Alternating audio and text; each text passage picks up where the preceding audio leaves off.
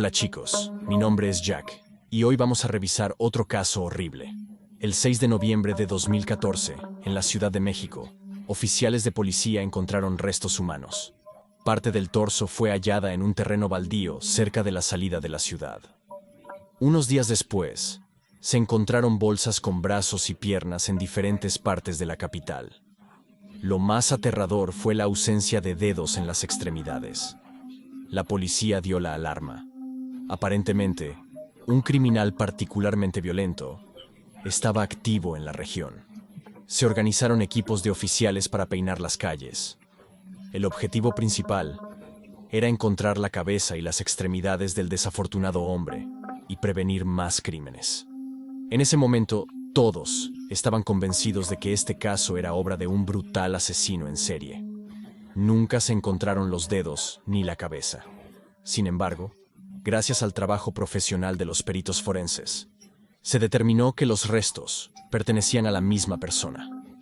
Pero, debido a la ausencia de dedos y dientes, fue imposible identificar quién era esta persona. La historia se desarrolla en América del Norte, y la protagonista, residente de la Ciudad de México, es Alejandra Lafuente, una morena ardiente con un hermoso cabello y brillantes ojos marrones que resaltan sus pestañas negras como el alquitrán. Tiene una figura atlética y esbelta, la cual se esfuerza en mantener practicando fitness, yoga y ejercicios de respiración. A Alejandra le encanta cuidarse a sí misma.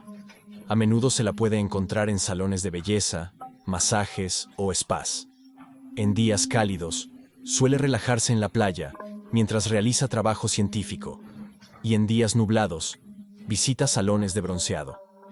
En general, se puede decir que la joven se amaba mucho a sí misma y se consideraba el estándar de la belleza femenina. Alejandra no se quedaba atrás en cuanto a su carrera. Su padre, Alberto Dente, es un doctor en ciencias, un famoso psiquiatra. Es una eminencia de la ciencia, dedicado a estudiar desviaciones de la psique, como la esquizofrenia y los trastornos maníacos. Y es conocido no solo por su trabajo científico, sino también por sus experimentos con pacientes.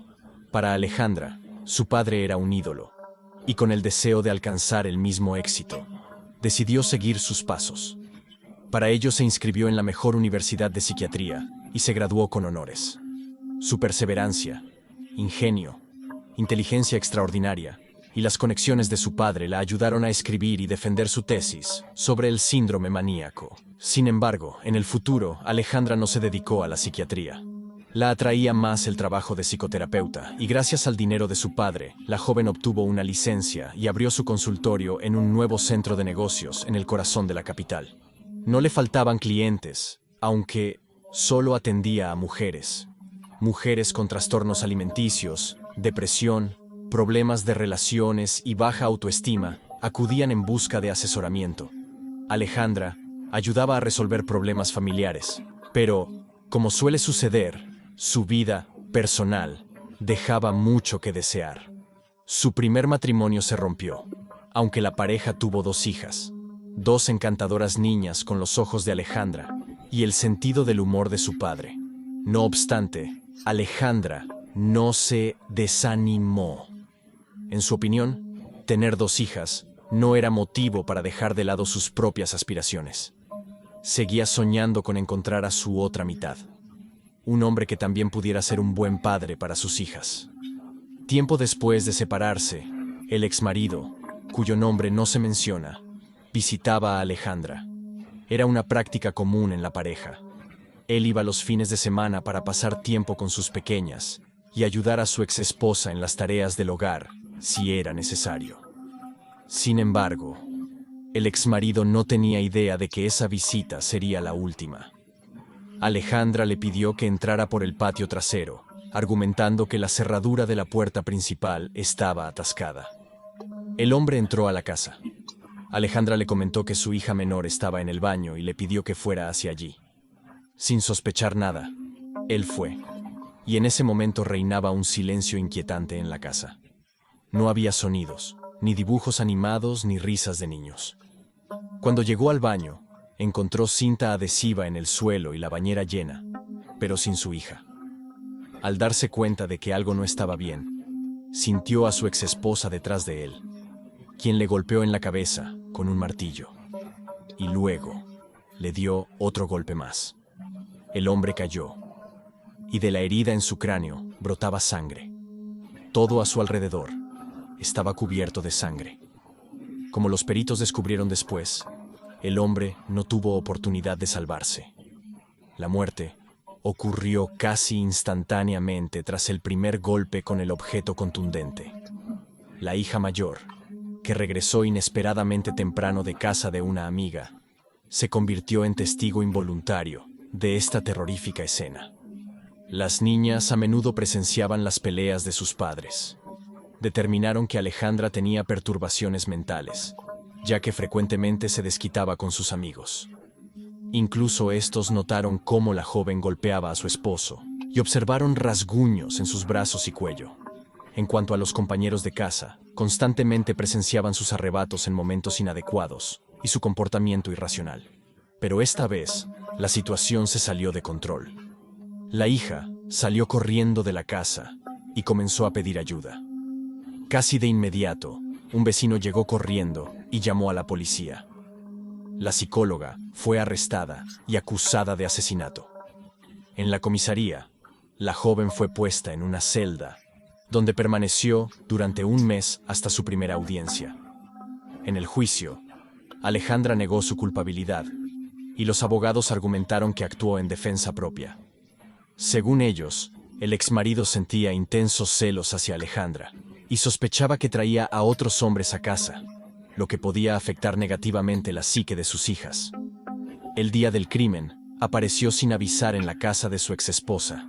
Ingresó por la puerta trasera con la intención de sorprenderla con otro hombre, y luego se abalanzó sobre Alejandra, quien estaba en el baño intentando armar un mueble. Así, ella tuvo que defenderse y asestó 2 golpes en la parte trasera de la cabeza de su exmarido. El 14 de junio de 2012 se dictó sentencia. Teniendo en cuenta las pruebas aportadas por la defensa y la presencia de 2 hijas menores de edad, Alejandra fue condenada a 1 año y 4 meses. Gracias al trabajo coordinado de sus abogados y al dinero de su padre, la condena en prisión fue reemplazada por una sentencia suspendida. Un par de meses después, presentaron una apelación con la solicitud de retirar los cargos, argumentando defensa propia. Activistas de derechos humanos solicitaron un juicio con jurado, sintiendo una gran compasión por la mujer, quien fue presentada en el juicio como una víctima de violencia doméstica. Como resultado, el tribunal revisó el caso y emitió una absolución. Tras su liberación, la joven retomó su labor de consejería psicológica. Creó una imagen de víctima de la desigualdad de género que luchó por sus derechos, al igual que muchas mujeres en América del Norte. Y finalmente ganó. Esta imagen la hizo aún más popular entre sus potenciales clientes. Pronto, María Alejandra conoció a Alan Carrera Qua, un importante empresario mexicano, hijo de Adrián Carrera Francis. Era un hombre alto, apuesto y de porte majestuoso. Su padre había sido jefe de servicios especiales en el Distrito Central y había logrado un gran éxito en su carrera. Pronto, Alan expandió su negocio y creó toda una cadena de tiendas de construcción que comenzó a abrir por todo el país. Parte del negocio de Alan estaba legalizado, pero la otra parte, de la que pocos sabían, estaba estrechamente vinculada con el crimen. Por esta razón, su padre fue destituido cuando se descubrió uno de los fraudes financieros de su hijo.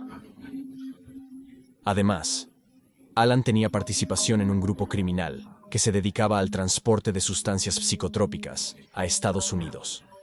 Su base estaba en una ciudad fronteriza y estaba protegida por policías comprados. Este grupo controlaba una pequeña porción del tráfico de sustancias psicoactivas en el sur. Se probó la participación del padre de Alan en los asuntos de su hijo, y la policía logró obtener una declaración de él, por lo que enfrentaba una condena de 20 años. Pero el 18 de julio de 2000, Adrián Carrera fue liberado anticipadamente gracias al programa de protección de testigos. Inmediatamente después de su liberación, dedicó todo su tiempo a su hijo y su negocio legítimo. El hijo creció rápidamente, adoptando las opiniones y experiencias de su padre. Tras graduarse de la universidad, Alan Carrera decidió seguir los pasos de su padre y se convirtió en empresario.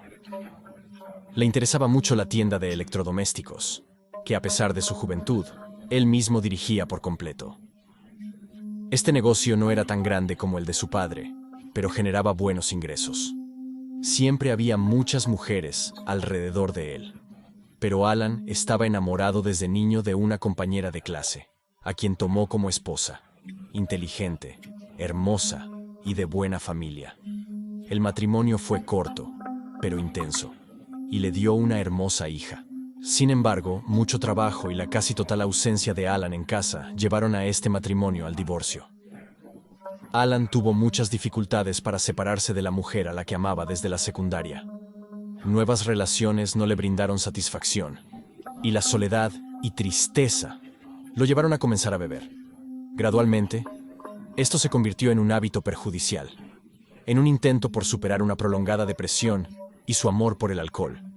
Alan intentó muchas cosas: libros, grupos de AA, tratamientos, hasta que un día, el destino lo condujo a una consulta con el famoso psiquiatra Alberto, el padre de María Alejandra.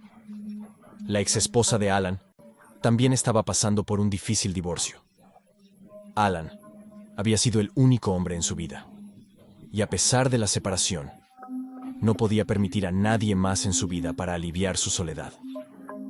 La exesposa de Alan también decidió ver a un terapeuta, pero el psiquiatra que estaba rehabilitando a Alan explicó que no podía atender a ambos esposos por razones éticas y recomendó a la mujer que buscara a Alejandra. Sin embargo, cabe señalar que no informó a sus pacientes de que Alejandra era su hija. Alejandra rápidamente se dio cuenta de que el exesposo de su paciente podría ser una gran opción para ella. Se decía que era un hombre agradable, en la plenitud de su vida y bastante adinerado. Sin pensarlo mucho, Alejandra le pidió a su clienta que llevara a su cura su exesposo para otra consulta, asegurándole que podría resolver su problema en una sola sesión y romper el fuerte vínculo entre los exesposos. Desde los primeros minutos de la sesión, Alejandra comenzó a ejecutar su plan para seducir al empresario. Los resultados no tardaron en llegar. Inmediatamente después de la sesión, Alan le ofreció a la terapeuta un café para discutir problemas familiares.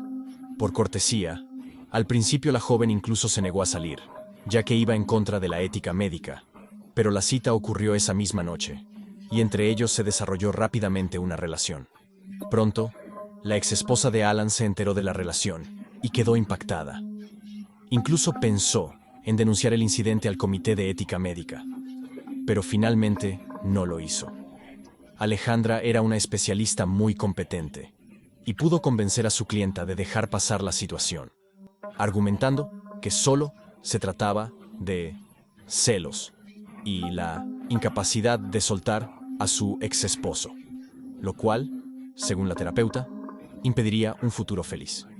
La exesposa de Alan decidió no presentar ninguna queja y también dejó de asistir a las sesiones. Mientras tanto, la relación de la nueva pareja se desarrollaba con rapidez. Unos meses después de la primera cita, decidieron vivir juntos, y 2 meses más tarde, decidieron formalizar su relación. Pero Alan ni siquiera sospechaba los secretos que ocultaba su prometida, ni las razones de su divorcio anterior. En abril de 2014, Alan decidió visitar a sus padres y voló a verlos el fin de semana. Era una gran ocasión para hablar sobre su amada y la inminente boda. Los padres de Alan estaban sumamente sorprendidos de enterarse de algo tan importante tan tarde. Nunca antes habían escuchado hablar de Alejandra en la vida de su hijo, lo cual les pareció muy extraño. Una semana después de la reunión con sus padres, se registró el matrimonio. Curiosamente, Alejandra le pidió a su esposo que no llamara a amigos ni familiares. No enviaron invitaciones. La boda sería modesta y el presupuesto no permitía invitar a todos los que habrían querido. Sin embargo, como se descubrió más tarde, el padre de la novia sí asistió a la ceremonia de matrimonio. Al principio, la vida de la joven pareja parecía un cuento de hadas. Jóvenes, felices y con un gran número de planes y deseos. Pero no duró mucho. Alejandra no pudo ocultar su carácter histérico, acercándose al sombrío destino de esta historia, aunque nadie lo sospechaba aún. La relación entre los recién casados comenzó a cambiar drásticamente. Alan era una persona bastante reservada y no compartía detalles de su vida personal con sus amigos, por lo que se sabía poco de lo que ocurría tras las puertas cerradas de la pareja. Sin embargo, era obvio que la relación había comenzado a agrietarse y la pareja ya no parecía tan feliz. Después de conocer a Alejandra, Alan se distanció de su familia. La última gota fue la boda, a la cual no invitaron a sus padres. Después de eso, incluso dejaron de llamarse. Los pocos amigos que le quedaban a Alan comenzaron a notar que su esposa estaba cada vez más nerviosa, a veces comportándose de manera inadecuada y perdiendo rápidamente el control. Tras algunos incidentes, Alan se avergonzó mucho y decidió minimizar las reuniones conjuntas. Las peleas en la familia ocurrían a diario y casi siempre sin motivo aparente. Una noche, según el testimonio de Alejandra, decidió revisar el teléfono de su esposo y, como suele suceder, encontró mensajes con algunas mujeres de contenido bastante comprometedor. Por supuesto, no pudo ignorar tales cosas. Según Alejandra, esto fue la gota que colmó el vaso. Declaró en el juicio que su esposo la golpeaba, insultaba y humillaba de todas las maneras posibles. Cuando también descubrió las infidelidades, fue inútil intentar salvar ese matrimonio. Por razones desconocidas, Alejandra no aplicó métodos tradicionales de psicoterapia, ni intentó salvar la relación. Tras confirmar las infidelidades de su esposo, la joven decidió resolver el asunto con Alan mediante un método que ya conocía. Tan pronto tomó esa decisión, enfocó toda su atención en crear el plan perfecto para el asesinato. Mientras tanto, Alan continuaba con su vida habitual y no se daba cuenta de lo que se avecinaba. Alan seguía comunicándose poco con su familia, pero no podía faltar a la tradicional cena que su familia celebraba anualmente en honor al cumpleaños de su querido abuelo. Alan, por supuesto, asistió. Pero sus padres dejaron en claro que su esposa no era la invitada más bienvenida en su casa. Esta situación enfureció a Alejandra, agravando aún más la relación entre la pareja. ¿Podría alguien imaginar que esa sería la última vez que la familia vería a Alan con vida? El 31 de octubre de 2014, el teléfono de Alan se usó por última vez para enviar un mensaje de texto a su familia, diciendo que había llegado a casa sano y salvo después de la fiesta de cumpleaños. Desde entonces, no se supo más de él. Tampoco se le vio en el trabajo durante varios días, lo cual era bastante extraño, ya que nunca antes había sucedido. Alan era extremadamente responsable con su trabajo y pronto se esperaba la apertura de una nueva tienda, por lo que la presencia del jefe era simplemente necesaria. La razón detrás de su ausencia fue el aterrador plan de su esposa, que puso en marcha después de que Alan regresó de la fiesta. Hubo otra discusión tras la cual Alejandra decidió deshacerse de su esposo de inmediato. Le agregó un potente somnífero a la leche que él solía beber antes de acostarse, y luego lo asfixió con una almohada, disfrutando al ver cómo su esposo perdía lentamente la conciencia en un intento patético por retirar la almohada y respirar. Luego vino la parte más difícil: deshacerse del cuerpo. Fue un momento para el cual no había tenido tiempo de planificar. Alan era demasiado pesado, así que tuvo que improvisar. El tiempo era escaso, así que Alejandra corrió al jardín de un vecino para conseguir una sierra eléctrica. Con una sonrisa macabra, cerró el cuerpo de su esposo en pedazos. Solo un verdadero sádico podría hacer tal cosa. Luego, empaquetó las partes en bolsas de basura y, previendo la posibilidad de identificación, le cortó los dedos y le quitó los dientes. pues estos ayudarían en caso de que el cuerpo fuera encontrado. Alejandra metió todas las bolsas en maletas para poder sacar el cuerpo de la casa sin levantar sospechas, pero no tuvo éxito. Al amanecer, Alejandra no pudo salir de la casa con las maletas sin ser vista. Una vecina anciana, que sufría de insomnio, la observó desde su ventana. La mujer se alarmó un poco al ver a la joven saliendo tan temprano. Además, por alguna razón, su esposo no la ayudaba a levantar las maletas pesadas, y Alejandra actuaba de forma extraña, mirando a su alrededor constantemente. Al despuntar el día, Alejandra regresó a la casa, lo cual sorprendió aún más a la vecina vigilante. Como se descubriría más tarde, había dispersado las bolsas con los restos de su exesposo en diferentes vecindarios para ocultar sus huellas. El 6 de noviembre de 2014, la policía mexicana descubrió el primer hallazgo aterrador. Un torso humano, sin dientes y sin dedos en las manos. Toda la fuerza policial fue puesta en alerta, ya que el incidente era extremadamente brutal.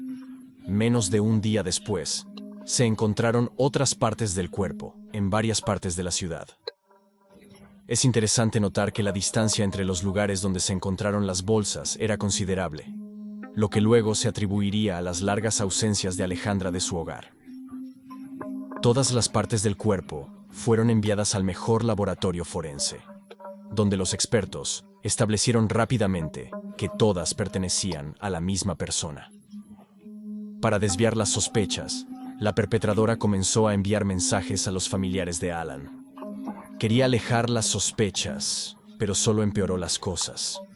Ni siquiera sabía que su esposo se había distanciado recientemente de la familia y no mantenía contacto con sus parientes. Alejandra informó a los padres de Alan en su nombre que iban de vacaciones y que estarían fuera de contacto. Todo el plan se arruinó cuando el padre de Alejandra, Alberto, comenzó a llamar a la casa del padre de Alan, buscando aclarar si la familia de su yerno sabía dónde estaba Alejandra. Alberto no había tenido noticias de ella en un tiempo, y sus pacientes estaban preocupados por no poder asistir a las sesiones de terapia. Más tarde, llamó nuevamente a los familiares de Alan para informarles que su hija había sido encontrada y que tuvo que ser internada a la fuerza en una clínica, ya que estaba sufriendo de depresión debido a la infidelidad de su esposo. Esto asustó mucho a los familiares, quienes intentaron localizar a Alan sin éxito, por lo que finalmente acudieron a la policía. Los expertos del laboratorio decidieron comparar los restos del cadáver recién encontrado con las características de Alan, y la coincidencia fue del 100%. Sus familiares también lo identificaron. Fue especialmente difícil para el abuelo de Alan. Poco después de la identificación, enfermó de corazón, ya que era su único nieto. La investigación emitió una orden de registro para la casa y la oficina de Alan. Se encontró un montículo de tierra fresca en el patio trasero de la casa, y al excavar, se descubrieron los dedos y dientes del hombre. Este hallazgo conmocionó aún más a la capital. Alejandra fue arrestada de inmediato. También se encontraron rastros de sangre en una de las habitaciones, en el maletero del auto y en el garaje. Al principio, Alejandra intentó negar su culpabilidad. Esperaba poder salir impune, como lo hizo con su esposo anterior. Pero la investigación rápidamente resolvió el caso. El testimonio de una anciana testigo ayudó. La hora que dio coincidía con el momento estimado de la muerte de Alan. Alejandra había utilizado su posición para obtener un somnífero potente, del tipo que solo un médico podría conseguir, lo que agravó aún más el caso. Las pruebas obtenidas ayudaron a establecer una conexión entre Alejandra y la brutal masacre de su esposo. Las cámaras de seguridad también ayudaron a rastrear que el hombre había entrado en la casa y nunca salió. También se confirmó en las cámaras que las maletas fueron sacadas. El 10 de diciembre de 2014, el jurado emitió un veredicto. Alejandra fue condenada a cadena perpetua por asesinato con brutalidad, intento de ocultar el hecho y abuso de su posición oficial, lo cual no jugó a favor de la ex psicoterapeuta. Su padre, que a través de conexiones y sobornos intentó salvar a su hija de la prisión. No pudo lograrlo. Todo lo que consiguió fue que el juicio se realizara a puerta cerrada, para evitar más publicidad. Sin embargo, lo hizo todo por el bien de su propia carrera. Ahora, difícilmente alguien más acudirá a un especialista que crió a un monstruo tan despiadado y no pudo diagnosticar a tiempo los problemas de su propia hija. En el juicio, también se mencionó el caso de la muerte del primer esposo de Alejandra. Sin embargo, debido al paso de los años, no se encontraron pruebas en este caso. También se consideró la posibilidad de que el padre de Alejandra estuviera involucrado en lo sucedido. Existían sospechas de que estaba en connivencia con su hija y que cometieron crímenes basados en su interés científico. Sin embargo, esta idea no encontró pruebas. Después de varias apelaciones de las víctimas, la sentencia fue conmutada a pena de muerte, una situación sin precedentes. Este tipo de sentencias son extremadamente raras en México, especialmente en estos tiempos. La acusada tampoco tiene derecho a una revisión del caso. La casa y todos los bienes de la acusada pasarán a la familia de la víctima, aunque esto no consuela si la persona ya no puede regresar. Aparentemente, Alejandra era una mujer pragmática y cruel con graves problemas de salud mental, aunque los exámenes médicos negaron que tuviera alguno. También ejercía la influencia de su padre y utilizaba su posición oficial para llevar a cabo sus planes maníacos. La impunidad tras su primer crimen solo la había desatado. Alejandra se sentía invulnerable y continuó haciendo el mal. Quizá Alan aún estaría vivo si esta horrible mujer no hubiera sido absuelta la primera vez, pero ya era demasiado tarde para hablar de eso. Gracias por ver. Jack estuvo con ustedes. Suscríbanse al canal. Hay muchas historias impactantes por venir. Nos vemos de nuevo.